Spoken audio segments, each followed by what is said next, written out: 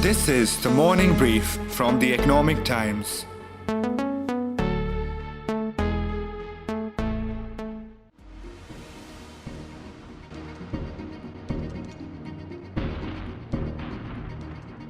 For the first time in recent history, the markets regulator, Securities Exchange Board of India or SEBI, ordered Baba Ramdev-backed Ruchi Soya Industries to allow its investors to withdraw their bids.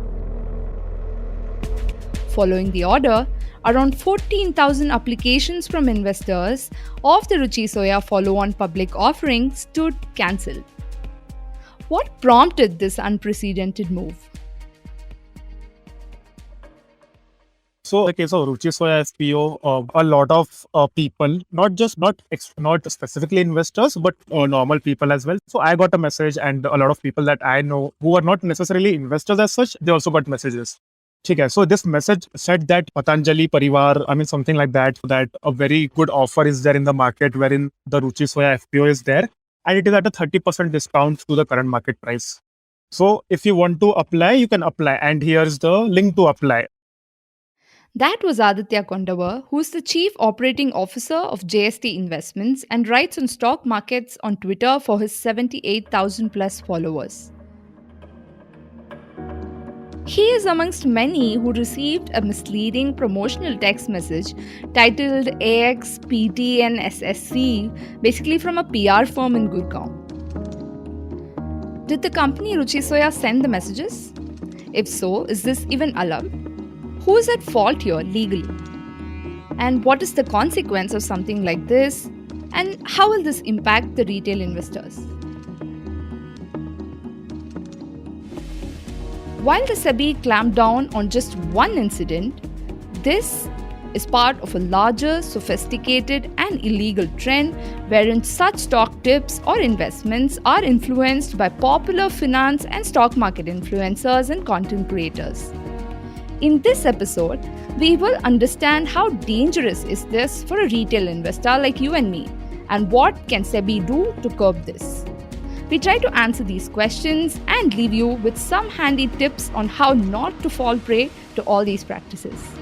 So stay tuned. It's Tuesday, the 5th of April. I'm your host, Bhavya Dilip Kumar, and you're listening to Stocks, Lies, and Fake Tips on the Morning Brief.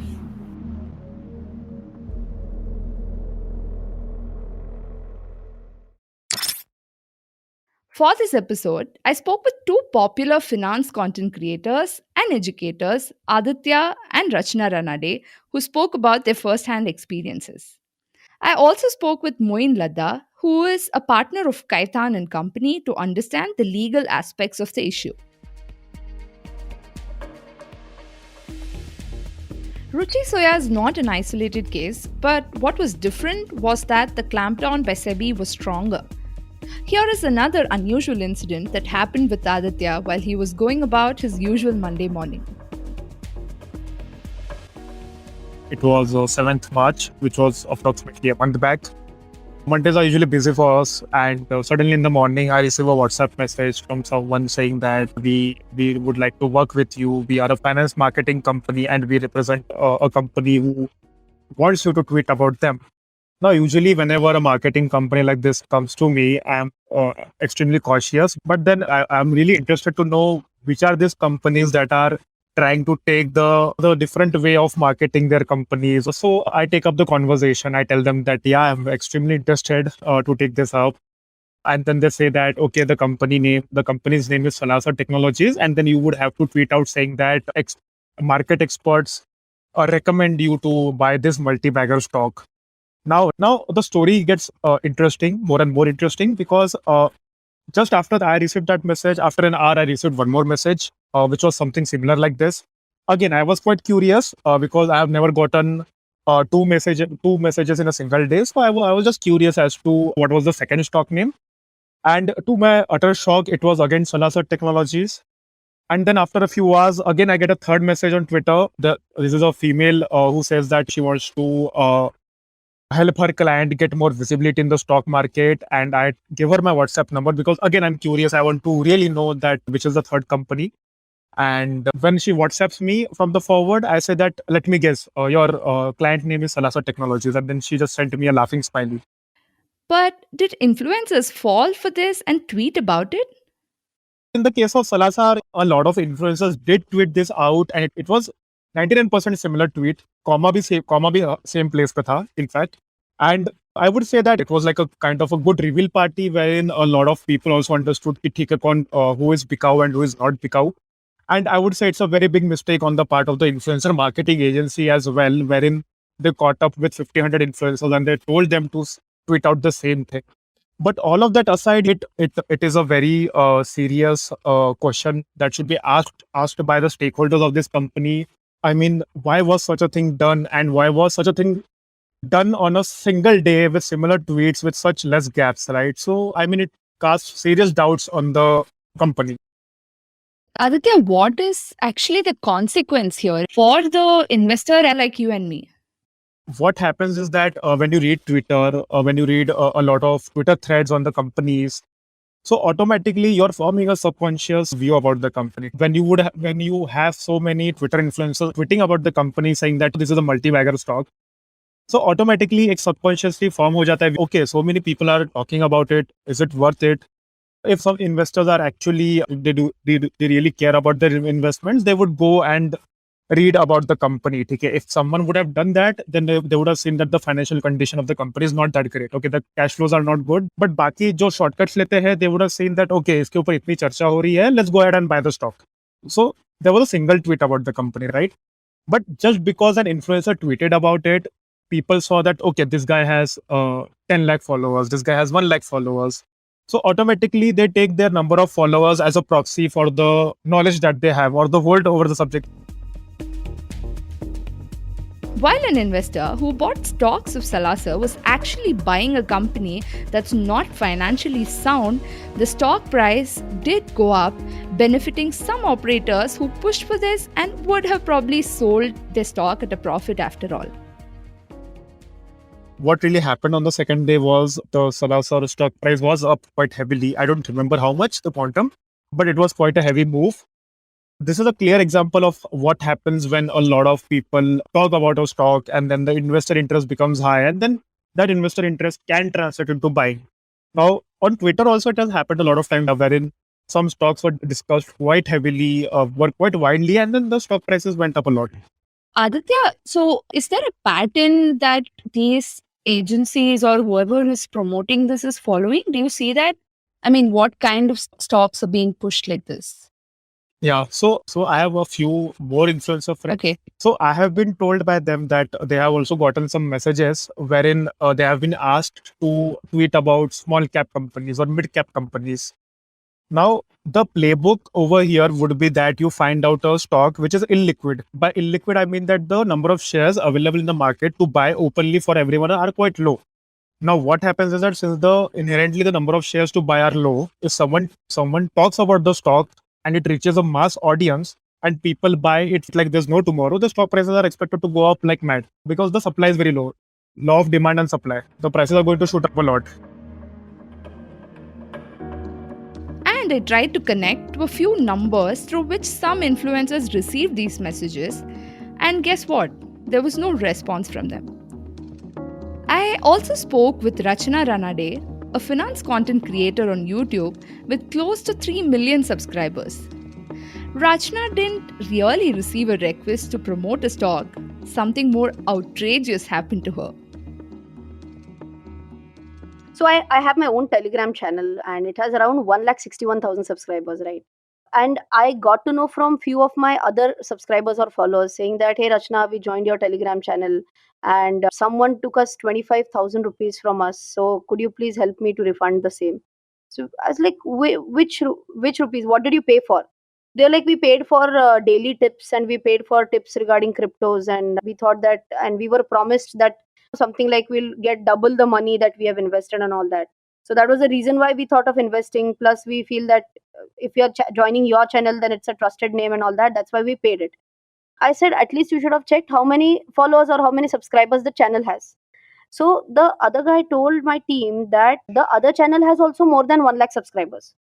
So this is where even I was like, oh my god, this is serious. Like the fraudster is going neck to neck with number of subscribers as I'm having. The fraudster is using the exact same name that I'm using on my Telegram channel. Whatever I'm posting on my Telegram channel, exact same is being copy pasted on the fraudster's Telegram channel. It's just that in addition to that, that person is posting certain tips and also charging money to the followers on that person's channel. Now, the same old story was happening on Instagram as well. The moment any person used to follow me on Instagram, fraudsters used to DM that person who followed me. And once some rapport is built, then that I've started this service wherein I give intraday tips and all that, la la la. And I'm doing this for a nominal fee of so much rupees. So when and so many people have fallen as a trap to such conversations. Now this was happening till I had a verified tick on my Insta handle. Questioning the timing of such instances, Aditya told me that the rise of social media influencers that influence the stock investments, people's FOMO or fear of missing out on investment, and a bull market with high liquidity are some reasons for this. To understand the legal aspects of the issue, I called up Moin Ladda, partner at Ketan and Company. I asked Moin what has been SEBI's stance so far in instances either like Ruchi Soya, where it is alleged that the company itself sent the message, or be it through marketing agencies who are trying to pump the prices. Also, let's say if someone, be it an investor or someone, is endorsing an unverified stock, are they at risk too? The Securities Exchange Board of India has laid down very clear rules of what the disclosures need to be, how the documents and offer related information needs to be shared with the public, and how those statements need to be backed up with actual evidence. So if I'm a company and I make a promise that you're going to gain a certain profit, or I make any futuristic statements, that is going to fall foul of the SEBI regulations. And so this risk is already sort of being considered by the securities regulator, and they have created rules around it. The second scenario is that there would be a group of people who want to sort of manipulate the price of a certain share. And if they were to encourage people to buy a certain stock, which is a very, very nominally priced stock with a huge promise of gain, here there can be again two scenarios. One could be that this is just a manipulation to increase the price, and those group of people will exit at the right time. Public will lose even whatever they have actually invested. And the second category is that there may be really some information which is confidential information and which is going to have a bearing on the price of shares. For instance, there is some new transaction, new investor, new appointment, anything that will increase the value of shares. Sharing of this information is illegal basis the SEBI regulations, and purchasing shares and making profit basis this information is also illegal and not permitted, and will be a violation of the law. So at one end where you make profit, at the second end you will end up making a sort of you being exposed to an investigation by the Securities Exchange Board of India. So for the public, getting or acting on any of these tips or messages has multiple risk involved, and therefore one needs to be extremely careful and mindful before relying on acting on any of these messages. But Moin tells me that cracking down on social media stock tips isn't that simple. Till today, with end-to-end encryption, it has been extremely difficult to know who's the originator, and which is why there has been the new set of digital media rules which have now made it compulsory for any social media intermediary who's have got a big subscriber base to provide the details of the originator. But providing that takes away the whole end-to-end encryption story, and which is why they have challenged it in the high courts. And if I'm not wrong, that is something that's pending currently as we speak, a pending decision of the courts.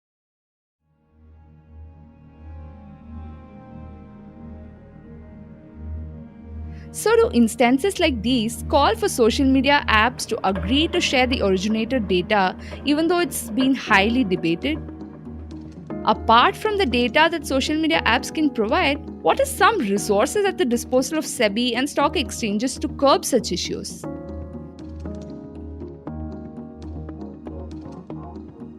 So the digital media rules have laid an obligation on social media applications to share the originator data. The issue and the reason why this has been challenged and is pending is because the moment something of this nature gets accepted, then is it really an end-to-end encryption? Is it really going to be as juicy anymore? Because today the world believes that if they have sent a message on an internet-based chat application, then this is going to be completely protected and secured. And whatever cases or information we see in the media is only when the devices come in the hand of the investigating agencies. At the moment, data is not coming through, but there is certain measures that the SEBI has taken. Today, the stock exchanges have created a platform where they've created a cell phone number and an email address where you can share any such tips that come to you. And they will then publish it on the website to say that these are the red alert tips. Please don't rely on them. So if there is an intelligent public shareholder who goes and keeps a track on stock exchange websites or SEBI websites where they're creating a lot of programs for investor awareness in different regional languages as well, then they would be aware that these are messages that I shouldn't be acting and relying upon. That being said, we are living in the world where there are so many credit card frauds, so many financial frauds that are happening through phone calls. So I'm still very, very concerned and worried about tier two cities and cities where people will not really go back and keep a track on the SEBI or stock exchange list, or until that particular message or information features on this list, the risk will continue to be there. And with the number of users tracking, sharing data, asking for data is going to get more and more challenging every day. So it's only with awareness for investors and greater investor education can we protect them. Cracking down SMSs or text messages, like in the case of Ruchi Soya, is comparatively easier and faster with strong regulation in place. However, coming down strongly on social media is a challenge. Be it tracing the originator or accessing data from these platforms, there is still a long way to go to curb issues like these.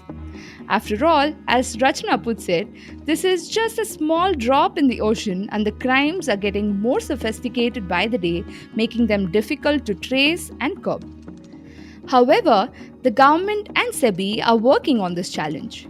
In fact, SEBI recently met with the Finance Ministry to discuss ways to trace and take action against unverified and unregistered stock advisors on social media.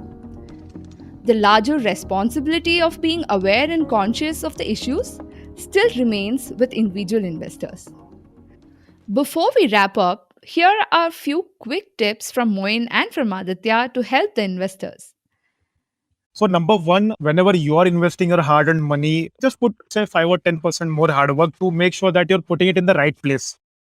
Just because someone else has said that it is good does not mean it is good. You also research about the stock, and you just see if that particular stock fits into your portfolio. See, first of all, there are no free lunches. I mean, you can't be that lucky one who's received a tip to make a great profit and change your fortune. Okay. So one needs to verify the source. My suggestion would be that if this has come as an unknown source or is it come as a general forward, then one should totally ignore that. If they really, really find it interesting, they should consult their financial advisor and understand whether there are actual fundamentals in what is being claimed there. If they find that after discussion with these advisors that there is nothing really fundamental and this is just a baseless comment or a baseless prediction, then the request is that they should send it immediately to the notified numbers of the stock exchanges so that the others can be protected from this risk and this fraud. And the third thing is they shouldn't be forwarding this onward, because there is one thing I must warn everybody. You may be very intelligent, you don't take an action, you don't invest, you protect your money. But if you forwarded it, the mere forwarding of that message is also an offense if it had any confidential information or if it facilitated in manipulation of the price. So you yourself as a person sending that message will be implicated into an investigation for no reason whatsoever. So that is also the last step that one should do, that don't forward it.